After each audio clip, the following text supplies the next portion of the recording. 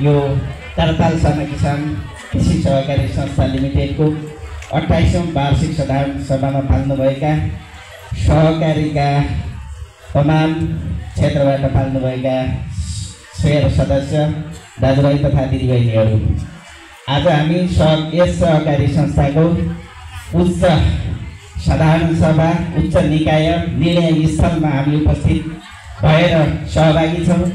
त्यही अनुसार यहाँहरूको सक्रिय सहभागिता रहनेछ भन्ने पनि अपेक्षा लिन्छु। यस साधारण सभाबाट यस सहकारीको विगतको समीक्षा र भावी योजना तय गर्नका लागि उत्कृष्ट कार्य उत्कृष्ट योजना सहित यो साधारण सभा सम्पन्न हुनेछ भन्ने शुभकामना पनि व्यक्त गर्न चाहन्छु। यस सहकारी संस्थाले तमाम कृषकका जनजीविका, कृषकको आय आर्जन, उत्पादन, बजारीकरण, यान्त्रिकरणको क्षेत्रमा थुप्रै काम गरिरहेको छ। प्रदेश, स्थानीय तह लगायत सङ्घीय सरकार सङ्घ संस्थाहरूको समन्वय सहकार्यमा विभिन्न कार्यक्रमहरू सम्पन्न भइरहेका छन्। यसका लागि पनि सम्पूर्णलाई हार्दिक धन्यवाद भन्न चाहन्छु।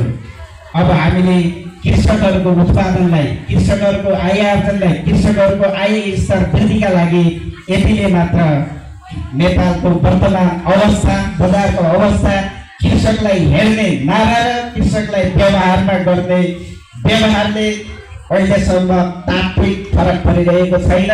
यो भन्ने कुरा एउटा छ, गर्ने फरक छ। यो हामीले भोगिरहेको कृषकहरूको पीडा हो। यसलाई मलमपट्टि लाउन पनि सहकारीको क्षेत्रबाट यी सहकारीले नै अबका आउने दिनहरूमा मलको क्षेत्रमा कति लाइन हुन्छ, हामी सबैले मलको लाइन देख्छौँ। यो उत्पादनलाई हामीले अर्ग्यानिक मल, भर्टी मल बनाएर पनि आफ्नो मलको मागलाई पूर्ति गर्ने क्षेत्रमा पनि सहकारीले अझै पाइला चाल्नेछ। बिउ उत्पादनको क्षेत्रमा, तरकारी उत्पादनको क्षेत्रमा, पशुपालन, उन्नत पशुपालनदेखि लिएर सबै तमाम क्षेत्रहरूमा अझै पनि यो साधारण सभाले कार्य योजना बनाई कार्यान्वयन गर्नेछ भन्ने शुभकामना पनि दिन चाहन्छु।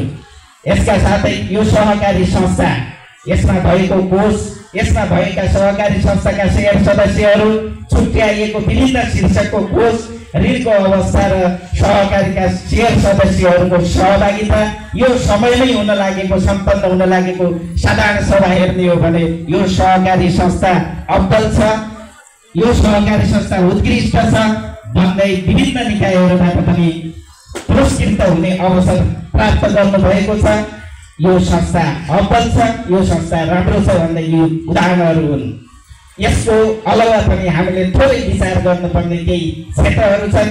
ऋणको अवस्थालाई केही भागा लागेको ऋणहरू अघि सरले प्रस्तुतिमै भन्नुभएको थियो 1 करोड भन्दा अलि माथि गइरहेको छ।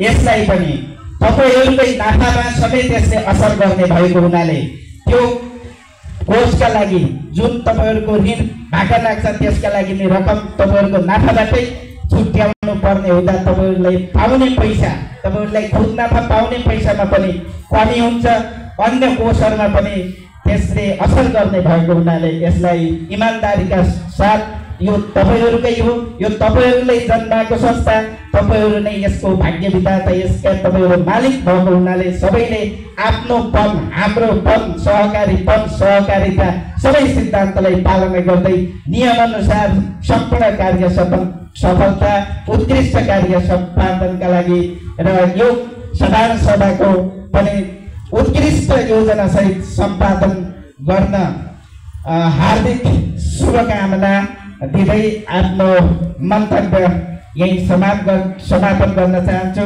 हार्दिक धन्यवाद। जय सहकारी, जय किसान।